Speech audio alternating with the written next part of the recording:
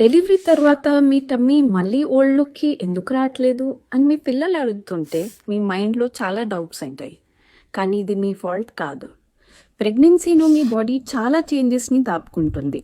Loose skin, muscle gap, stubborn fat, even lower belly pouch, ఇలాంటివి ఎన్నో మదర్హుడ్లో నార్మల్గా జరిగే విషయాలే. కొంతవరకు ఎక్సర్సైజెస్ డెఫినెట్లీ హెల్ప్ చేస్తాయి. కానీ సివియర్ మసిల్ సెపరేషన్స్ ఉన్నా, చాలా లూసుకుని ఉన్నా, లేదంటే ఒక హ్యాంగింగ్ ఫోల్డ్ లాంటి విషయాలున్నా ఇవన్నీ వర్కౌట్తో తగ్గవు. అవి కరెక్ట్ చేయడానికి కొన్నిసార్లు అబ్డామినోప్లాస్టీ లాంటి సర్జరీ అవసరం అవుతుంది. డెఫినెట్లీ నాట్ ఫర్ బ్యూటీ, కానీ మీ కోర్ స్ట్రెంత్ ఇంప్రూవ్ చేయడానికి, పోస్చర్ కరెక్షన్ కోసం అండ్ కంఫర్ట్ కోసం. సర్జరీ అంటే భయం అనిపించవచ్చు, కానీ రైట్ పర్సన్కి ఇది ప్రెగ్నెన్సీతో వచ్చిన ప్రాబ్లమ్స్ని క్షమంగా కరెక్ట్ చేస్తుంది. మీ బాడీ రాంగ్ కాదు, మీ ఎఫర్ట్స్ తప్పు కావు.